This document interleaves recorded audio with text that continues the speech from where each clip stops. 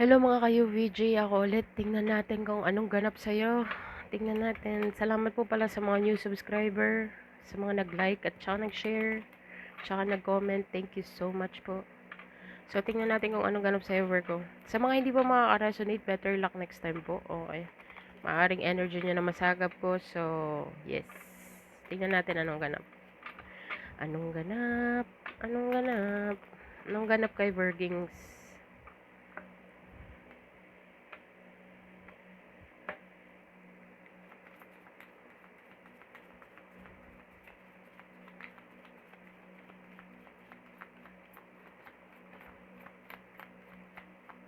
Ayaw niyang lumabas. And why is that? Scribe or writer. What else? May kinikreate ka dito, Virgo. Or may binibuild ka. Yun ang naririnig ko. Hindi ko alam kung ano plano mo, but meron kang inaasikaso dito regarding sa mga writing or scripting. Okay, biblical ulit. Tsaka food and hunger.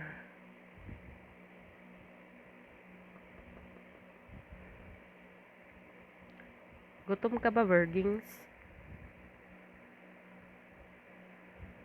Nagugutom ka ba? Biblical thing. Yes. Authority figure. So, Virgo, sa nakikita ko dito, may nilalakad ka. Nagsusulat ka, nagpipild up ka. Okay. And something here with the biblical. Virgo, nagre-rely ka sa mga parable or sa mga verses or someone. Marami kang maririnig around you regarding sa biblical thing, history, documentary, food and hunger. Hindi ko alam kung sinong gutom dito. Baka marami kang nakikitang mga namamali mo sa kalsada. Or merong gutom, basta merong gutom. Merong naglalak ng pagkain dito. Authority figure. Hindi ko alam kung may nilalakad ka regarding sa mga authority, regarding sa mga papel, lisensya. I don't know.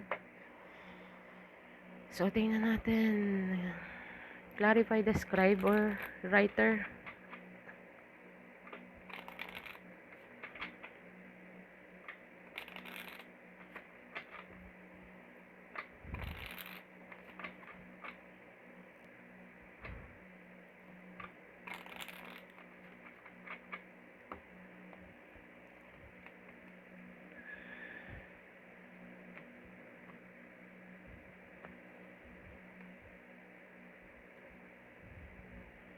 Page of Wands. Six of Pentacles. The Empress card. The Wheel of Fortune. Change mo dito ang destiny mo, Virgo. You are writing something or meron kang sinusulat or meron kang create. Okay. Virgo. Empress card and the Wheel of Fortune. Meron kang ginagawa behind the scene regarding sa fortune mo or regarding time will tell. Okay. Alam mong nag-give ka na ng time mo, ng effort mo. I think nag-send ka na. Nakaproseso na to. Okay. Yun ang nakikita ko dito. Nakaproseso na to, Virgo.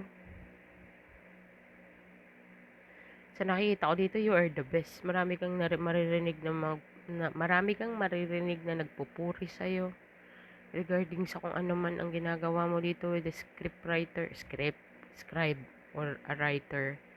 Okay. Meron kang kinikreate dito, Virgo, content or something. Okay, copy-pasting, I don't know. Or maybe, nagkikreate ka ng sarili mong idea. Okay. Nagbigay ka ng time and effort dito or nag-subscribe ka on something.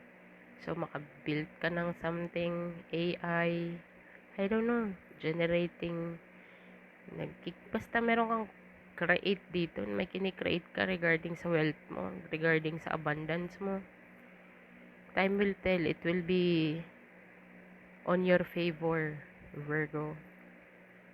Basta meron kang kinikreate dito, hindi ko alam kung nagsusulat ka or nagtatype ka sa laptop or nagtatype ka sa phone or meron kang nag-subscribe ka on something para makakuha ka ng full coverage, full features. Yun ang nakikita ko dito, Virgings. Di ko alam kung nagbabala ka mag-create ng content or social media blogger or something. Basta related sa scripting, related sa... Basta may kini-create ka dito. Okay.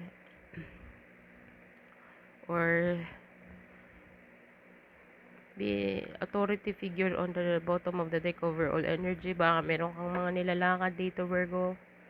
It will come in the right time. Okay. Nakapabor sa'yo lahat. Okay. Ang daan mo is hindi ganon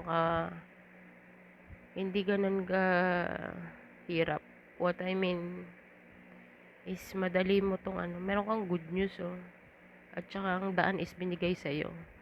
Ang daan is prepare para lang sa'yo, exclusive para sa'yo. So, ang mo dito is you need to move on your own pace. Nine of Cups, definitely. This is your wish. Meron ka ditong Virgo. Dami ko na sinabi. Yung iba nalimutan ko na. Pero sa nakikita ko dito sa first row, meron kang kini-create, meron nagsusulat ka or something subscribing. Nakikita ko dito. Nine of Cups. Hindi ko alam kung gusto mo maging content creator or book writer or something storyteller. I don't know, something in that line. Okay. Or, meron kang inaasikaso in the public authority figure. Meron kang inaasikaso mga lisensya, mga basta. Authority. Anong tawag niyan? Basta mga lisensya, mga papel, meron ka dito. It's a good news. At saka yung daan para sa iyo. Meron kang good news dito. Incoming. Okay. Yung universe is magiging on your favor. Okay. So, ang request sa'yo dito is you can do it on your own way. Okay. On your own pace. Okay. Yan ang nakikita ko dito. Meron kang sinusulat. Nag-subscribe ka may sinubscribe ka dito, subscription.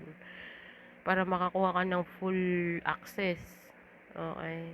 Or kailangan mong magbayad ng fee or something. Kailangan magsulat. Basta yun mga nakita ko yun. Nine of Cups. This is your wish. This is your desire. This is your goal. Okay. And everything will be on your favor with the Wheel of Fortune. Time will tell only. The right time, the right place. Okay. With the Empress card, you are well experienced. You know how to do it on your own. Okay. Alam mo paano siya gawin ng mag-isa ka lang. At saka open yung daan sa'yo. Bukas ang gate. Okay. So, lahat ng mga dinidesire mo, lahat ng mga gusto mo or gusto mong ma-achieve, nakabukas ang pinto. The door is already open. Nakabukas na ang pinto na dati ay sarado, ngayon bukas na. So, it's up to you, Virgo. Paano magpi-fit in sa'yo yan? Saang area ng buhay mo yan? Career ba yan? Wealth ba yan? Or meron kang sinusulatan na or communicate na something in that nature with the kids here. Hindi ko alam kung nakikipag-usap ka sa mga kiddos mo, kung meron ka ng kids, kung wala ka pang kids. Parang feeling ko share mo yung mga pangarap mo or yung mga gusto mong mangyari sa kids mo. Kung wala ka pang kids.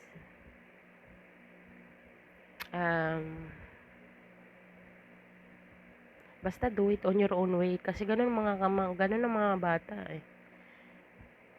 Ginagawa nila kung anong gusto nila. Okay, so do it on your own term, Virgo. Positive news with the Page of Wands, Six of Pentacles, you give already your all. I mean, not all. Pero nag-ano ka na ng effort and ang divine or ang destiny dito is very favorable sa'yo. Kaya naka-open ng pinto. Okay. It's time. Time. Yun ang nakikita ko. Clarify the biblical. What is this biblical thing for my Virgo, please? Ano tong biblical?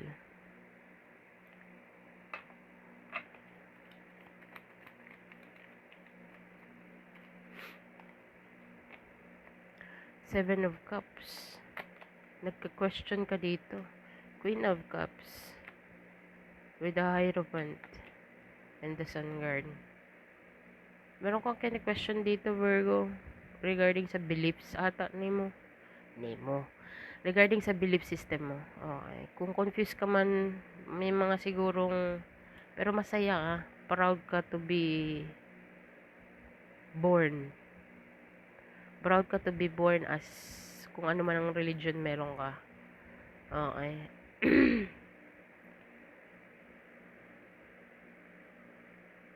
Seven of Cups. Confused ka pa, hindi ka pa ganun ka ano, pero masaya ka sa kung anong beliefs meron ka. Proud ka sa kung anong beliefs na meron ka. But with the Seven of Cups and the Queen of Cups, para ba kung confused ka emotionally, hindi ko alam kung nanonood ka ng mga documentary about biblical history. Okay, hindi ko alam kung nanonood ka ng The Chosen, nanonood ka ng something dito and you are very emotional. Umiiyak ka, pero masaya ka. Alam mo yun? Umiiyak ka na masaya na tayo. Masaya ka kasi you are very proud on your religion. Tapos marami kang madi-discover dito with the Seven of Cups. Marami kang question, marami kang gustong maalaman, mga foggy ka sa mga na, hindi ko alam kung nanonood ka ng mga dokumentary, pero happy ka.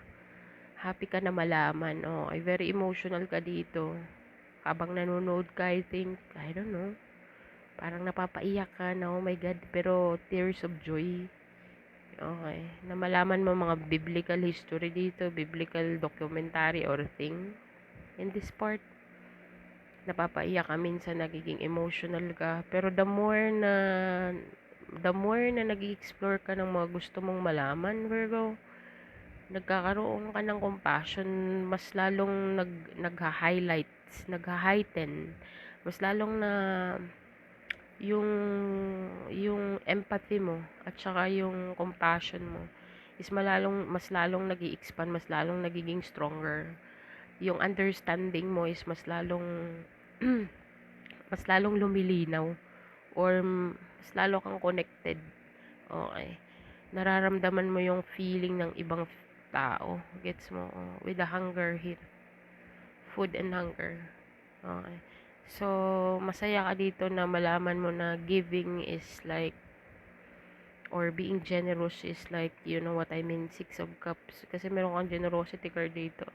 Para bagang meron kang iniisip dito na kung anong ibinigay sa'yo ni Lord, parang kailangan mong i-put out or kailangan mong ibigay ulit sa mga nangangailangan. Yung parang ayaw mong ma-experience. Kasi parang feeling ko you've been there eh. So with the food and hunger is being here, parang feeling ko ayaw mong maranasan yung mga naranasan mo before sa taong nasa palibot mo. Meron kang character na ganun, Virgo. Okay. Yun ang nakikita ko sa second row. Tingnan natin yung food and hunger dito.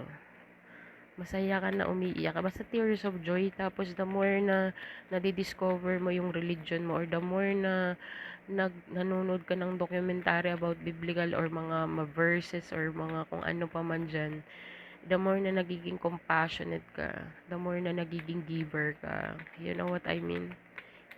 Wala ka na, isusubo mo na lang, ibibigay mo pa. Kind of thing. Okay. Because of your beliefs. Okay. Masaya ka na ganun ang belief system mo. Okay.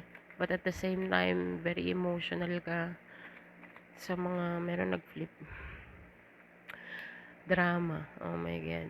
Or confrontation.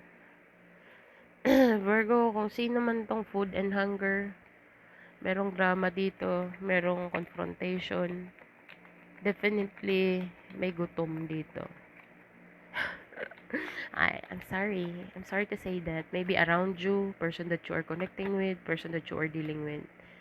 Ten of Cups, the Full card, and the Eight of Cups. Okay. Virgo, sa nakikita ko dito, since na nag-detach ka or since na nag-walk away ka, gutom siya. Okay. Gutom siya sa pag-ibig, I don't know. Gutom siya sa pagkain, basta hindi na siya kumakain. Meron ditong hindi na kumakain the moment na nag-move away ka. Okay, nung wala ka pa kung hindi to lumabas, everything is fine, everything is good. But merong nagger dito, lahat na lang sisilipin, lahat na lang pupunahin. Okay. And then I think merong nag-move away dito talaga. Heading somewhere. Okay. But with the Ten of Cups is being here, nung hindi ka pa nag-walk away, Ten of Cups, clarify the Ten of Cups. Ten of Pentacles, oh my God, this is definitely a family. Or, the moment na nag-walk away ka, nagutom na. Pero nung nandoon ka ba talaga bagang, Ten of Cups to the Ten of Pentacles, bugana. Bugana, masagana. Okay. Bugana, masagana. But at the same time, meron ditong isang tao na five of swords. Clarify the five of swords. The devil card, di pungal, toxic. Merong isang toxic dito kaya siguro malis ka. I don't know. Okay. And then the moment na umalis ka, gutom na siya. Kasi, hindi mo na siya pinapakain. Sa, let's say energetically. You know what I mean, workings? Okay. Yun ang nakikita ko dito eh. Nung nandun ka pa, bugana, masagana, tranquilo, para bagang, sarap buhay, pre. Pero nakita mo yung toxicity nitong taong to, parang feeling ko ikaw na lang, ikaw lagi, ikaw lagi, ikaw lagi. So, parang syempre napapagod ka din with the Queen of Pentacles. Okay, provider ka dito, Virgo. Nung nag-walk away ka, boom. Boom, boom, boom, boom. Na, na, na, na. May gutom na dito. May gutom dito sa energy mo. May gutom dito sa attention mo. Merong gutom dito na hindi na kumakain, hindi makakain. Okay. Gutom na siya. Gutom siya sa energy mo, Virgo, on overall. Okay, gutom siya sa pag-alaga mo. Basta, hungry. Gutom siya dito, Virgo. Hindi ko alam kung sino sa'yo yan. Nung nandiyan ka ba, okay, nung hindi ka ba nag-walk away, hindi ka pa nag-detach ng energy mo, ikaw lang ang nagpapag-ground sa kanila or sa kanya or sa kung sino man yan. Hindi ko alam kung karir to sa'yo. Family mo, second family mo. What I mean second family is your workplace. Or I don't know, but the moment na nag-walk away ka, boom, lahat nag-crumble down. Tapos, all of a sudden, meron silang realization regarding sa toxicity nila. Kaya sila gutom ngayon. Okay. So, with the page of cups together with the authority figure. Virgo, merong mag-o-offer sa'yo dito na talaga namang magugustuhan mo. Okay, may mga result ka ditong makukuha regarding sa authority figure or regarding sa mga otoridad. Okay, hindi ko alam kung anong ina-apply mo dito or anong ginagawa mo behind the scene, but this is your wish, this is your desire. Matutuwa ka sa magiging result. Okay. Kung ano man yung inaasikaso mo. So, tingnan natin, Virgo. Bahala kayo, Virgo, kung saan kayong spread makaka-ano dyan na, kung saan lapag kayo makaka-resonate. Okay, wag pong pilitin kung hindi ka siya. Okay, so tingnan natin. Anong advice kay Virgo? Merong gutom talaga dito sa'yo. Gutom siya dahil sa'yo. Tingnan natin. Anong advice for my Virgo, please? What is the advice? Step out onto your comfort zone. Don't let pride get in your way. And your dreams need a practical plan. So, Virgo, I think nag-step out ka na nga dito. Kaya meron ditong gutom sa energy mo. Gutom to sa'yo eh. You know what I mean? Tapos meron dito sa atin realization na alam nila kung anong toxicity nila. Very attached sa'yo. Very, anong tawag niyan? Anong tawag niyan? Yung relationship na codependency. Merong codependent sa'yo dito. Nung nandun ka ba sa buhay nila, sarap buhay, pre. Sarap buhay. Tapos para bagang hindi ko alam kung ang universe ang nag-move away sa'yo dito. Let me see nga. Clarify the Queen of Pentacles in the walking away card. Yeah. Merong freedom dito. Yeah. Definitely. The Star card and the Eight of. Stuck ka dito. Hindi ko alam kung ano sa'yo yan. Naging stuck ka dito in some point. Okay. In some area of your life, naging stuck ka for very long time. Okay. Nag-build ka ng stability dito but you discover something is not gonna work out or it's not gonna be the way you expected na magte-turn out. Kasi parang feeling ko codependency ang nangyayari dito with the devil card in the five of swords. Sinisindak ka nito lagi eh. Okay, kung di naman sa sinisindak lagi, parang meron siyang stronghold sa'yo. Okay, but you on the other hand, kaya alam mo kung anong kaya mong gawin emotionally, anong kaya mong i-provide, anong kaya mong financially, emotionally, everything. Healing, very healing. But I think the moment na nag-walk away ka, blind ka for so long. Kaya nag-walk away ka dito with the 8 of Cups. So, you do your own thing and you do your own shits. Here, Star card and the Queen of Pentacles. The moment na nag-walk away ka, boom. Um, gutom na tong taong to. Food and hunger. Hindi na ganun kabugana. Wala nang laman ang rep. Wala nang laman ang lamesa. Basta. Okay. And then, meron siya ditong realization na, dang, toxic ako, Brad. Yun ang nakikita ko dito, Virgo. Tingnan natin kung anong angel message number sa'yo.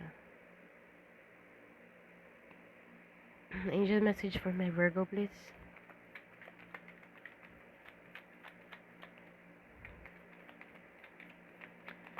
Angel message for my Virgo. 96967. So, Virgo, Google mo yan. Angel message number 967. Baka po makatulong sa sitwasyon mo ngayon. So, meron kang message dyan. Angel message number 967. So, that's what I have for you, Virgo. Sana po ay naka-resonate. Kung hindi po maka-resonate, better luck next time po. Sa mga maka-resonate naman, alam nyo na pong galawan. Thank you po. Thank you po in advance. So, that's what I have for you, Virgo. Thank you for being here. Thank you for watching. And bye for now.